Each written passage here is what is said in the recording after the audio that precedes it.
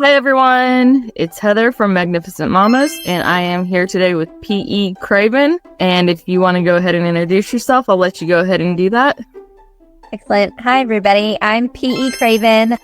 Paige is my first name. I'm an indie author with 2 books out now, both of which are on Kindle Unlimited. What genre are your books? I'm a romantasy author, so my books definitely are, I would say they toe the line of epic fantasy with very strong romantic subplots. Okay. Do you want to tell us a little bit about it without giving spoilers away or anything like that? Yeah. So I have 2 works out in my first series. The first book is called Ream Leaper, and the second book in the series is called Windwalker. It's a portal romantic fantasy. So there's multiple worlds, multiple dimensions. I personally love the amnesia trope, so our first book starts out with that. With very strong female main character who has to recover her memories, figure out who she is, why she's there, what her purpose is, what she was running from, because she knows that she was running from something. And it is very twisty-turny plot with a lot of breadcrumbs sprinkled throughout the whole series.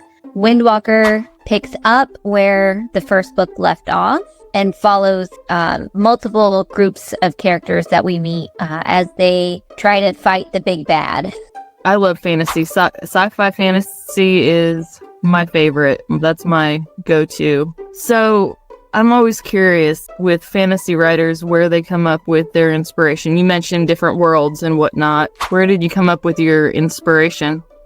It's kind of a funny backstory, but my first book actually was never supposed to be published. I had this weird dream over and over again. Ended up being without a job for a little bit. I was transitioning from careers. So I had a little downtime and I thought, well, I wonder if I could write it.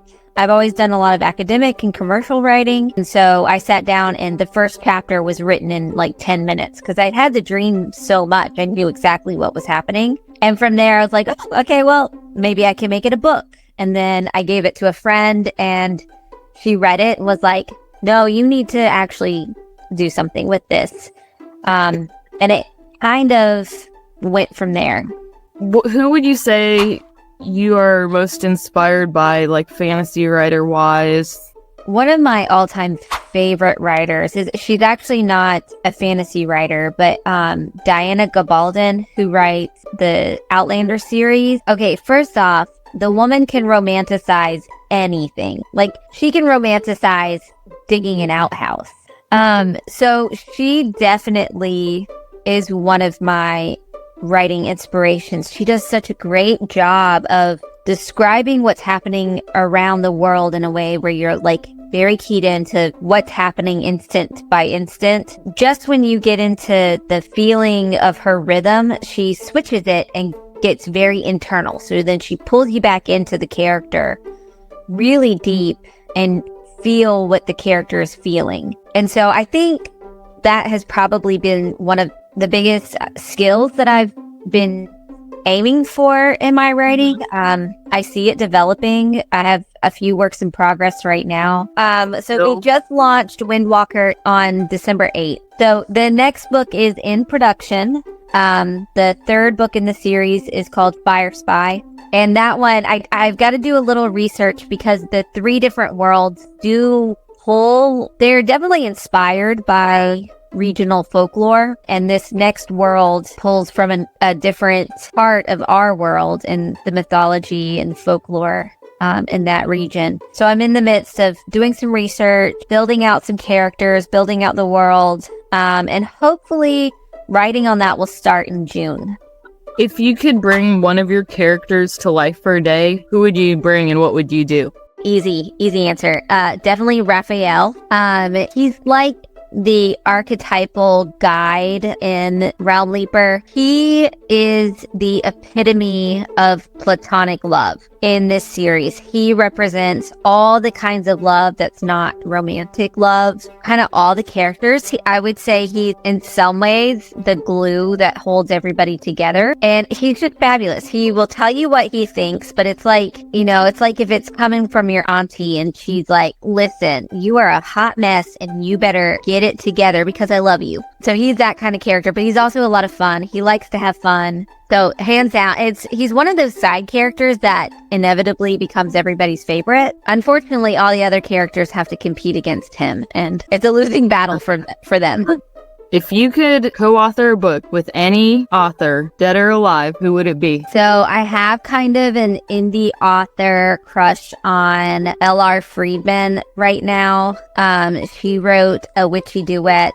She has a big quartet that is, the finale is, I think, coming out in April. We're mutuals on social. We message each other a little bit every now and then about some stuff. But she wrote this witchy duet that is super fun and had some postpartum rep in it. And as somebody who had kids kind of young, not super young, but I was 24 when my first was born, I hadn't really had a lot of experiences of seeing a character go through that experience and be the main character. I feel like a lot of the pregnancy story is that it was nice to have this be like the beginning of the story. Plus it's showing, the humanity part, whether they're, actually human or not, but it's showing that humanity part, differences and... Well, and I love it too, because in this particular story, the pregnancy and becoming a mom is at the end of her story, which I think is really beautiful. If you see any other interviews that I've done, I talk about it a lot. I'll talk about it on Instagram all the time, but one of the things I'm passionate about is taking YA trope and putting them into new adult literature, because there's a lot of relevance to the YA tropes where you have to figure out your identity, where you are grappling with a truth that you just learned, or unlearning something, or, those ideas that are so ingrained in YA literature have a very strong place in adult fiction as well. And so I think L.R. Friedman does a really great job at that. And I'm excited to see more authors lean into that. Would you say your books are more geared towards like young adult? They're definitely new adult. And I worked with teenagers for my entire adult life. And so my books do have some spice to them. They're not like extremely spicy. I personally don't feel comfortable marketing that. What teens read is between them and their parents, I think. But I don't market it that way. And because, again, these tropes are still relevant to adults. Okay, so here's one for you. Okay. You had to write in a different genre that you have not published in, or, have a work in progress in. What would it be? Maybe like contemporary paranormal fiction. I have actually a work in progress. Probably get to it one day, but it's set in modern times. It's got vampires, and it's kind of like, it's like got a Dan Brown feel to it. So there's like a mystery to be solved. There's like a secret society involved. The main character is a vampire and a private investigator. I'm really intrigued by the urban paranormal stuff. I think it's really neat to see magic and mythical creatures interact with the modern world. So I probably would go that way. What advice would you give to aspiring writers who are just starting their writing journey? Probably two things. One, it's okay to hold on to a project. Just because you've started something doesn't mean you have to see it through right then. Sometimes you gotta let it simmer, and that's okay. And then the other one, I would say, craft your village. Get a really good developmental editor who's going to help you flush out your story. Somebody who's going to help you with the marketing. There's a lot of editors that work in coaching as well. And I was extremely fortunate to find one for my first go. Still working with her now, and that I think has been the biggest benefit for me to develop as a writer. So did you know when you published your book that that she would be helping you with the promotion and marketing? So the package that our contract covered some coaching elements. So I mean, she just like her coaching basically was giving me advice on who or some venues to look at as far as marketing. She kind of broke down book tours and like what that meant, because I mean, honestly, I didn't get into Instagram until, I don't know, probably 2020, which is maybe a little late. I don't know.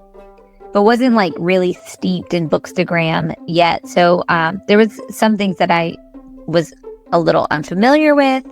And she helped break it down in a way that was manageable for me. Yeah. And then also, you know, there's sometimes where she would have to kind of stop me and say, this is how other people have done it. This is how I have done it.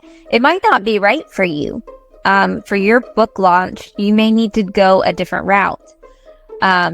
It's nice to sometimes have somebody on your side to say, it's okay to go a different route. You don't have to be, you don't have to pump out 5 books in 1 year. It's okay if you only get 1 a year, or maybe 1 every 2 years. That's fine. But again, she's just somebody that is there. We've built a really great relationship. Even though we're not technically working together right now, we still communicate and have built a friendship, build a group of people that's going to be there and hype you up when you need it. The majority of us have some element of imposter syndrome. You need some help battling that.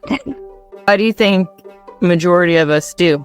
Well, I think part of it is, especially in publishing, traditional publishing has been cutthroat for so long, and it's been really reserved kind of for the elite. You had to have connections, or you had to have some out-of-pocket idea that's, so groundbreaking. Or self-publishing, I think, is changing that a little bit. Number one, I think it's changing the status quo. I don't think, because traditional publishing has kind of gotten like fast fashion. They want things that are going to pump out real fast. Yeah.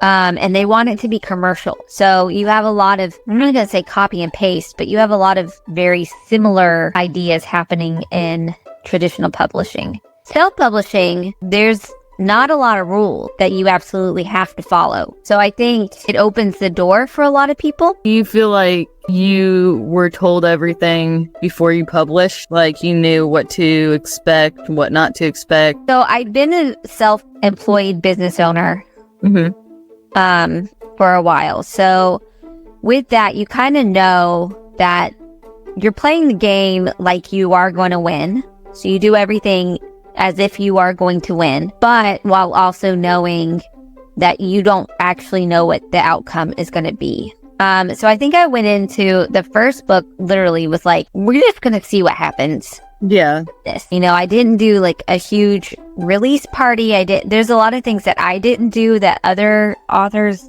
did, but that was the right move for me at that time. And it really was kind of more of an exploration to see like how I felt about it all. What's your favorite part of the writing process? Probably when the characters take over. I definitely wrote book 1 by the seam of my pants. I had no idea, because again, I wasn't planning on publishing. So I would just sit down and it was like reading the book for the first time. I didn't know what was going to happen when it happened. Book 2 was a lot more plotted out in the beginning, but there were definitely times where I would start writing and I would be like, oh, I know that was going to happen. And that's like my favorite experience. Did you outline with the second one, I'm guessing, or no? I had a very strong idea of where the characters were going to end up at each chapter, which was important for book 2 because I had to tie in a bunch of different plot lines. And it is epic fantasy, so there's multiple point of views. I think we get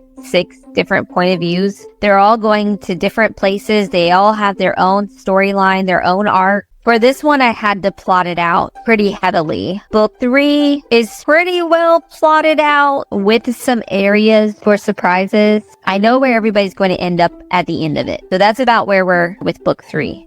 Have you ever had a character who, say for instance, when you first start developing them and writing them into the story where, say they're a villain or they're a good guy and then it turns out that they're like total opposite? Like as you're writing, you kind of discover, oh, wait a sec, this would be better this way. And this person's going to become. There is one character that's going to shock everybody in the series. Do you ever get writer's block or moments of self-doubt? Oh yeah, all the time. This past summer, I had a huge bout of writer's block. And a lot of it, I think, was my body just saying, you gotta have some rest at some point. I have been working full time, writing, publishing, and I have 2 kids. I've been really doing all the things. This coming summer, I'll be transitioning out of public education into basically full-time writing. Hopefully that'll free up a little bit more bandwidth to be able to write a little bit more. The thing with writer's block is I think that's also your brain and your body telling you that your characters need some time to grow. That was my experience with one of my work in progress. I didn't have the characters fully figured out. And so writing the dialogue was like, man, it was like trying to eat an elephant. It was just so daunting. I didn't have the character voices yet, so they need to simmer. They just need some time for their flavor to develop. And so once I gave it some space, now it's a lot easier for me to sit down and write these characters. Do you want to tell us any more about your books or anything else big you've got going on before we get ready to end this? So if you're interested at all in this, I do have a newsletter that you can sign up for on my website. It's pecravenauthor.com. I've got some book signings coming up, but I'll also be at Romantasy BookCon in Orlando in October. So if you haven't got your tickets for that yet, it's going to be a huge event. It's going to be so much fun. Tons of indie authors. And then in February of 2025, I'll be attending Readers Take Denver as a rising star. Really looking forward to that. And then there's some other book signings and events and stuff. We wish you the best of luck on all that. Yeah, thank you so much. I appreciate that. You're welcome. And thank you so much for joining us today and just letting everybody learn a little bit about you and your books and everything in general.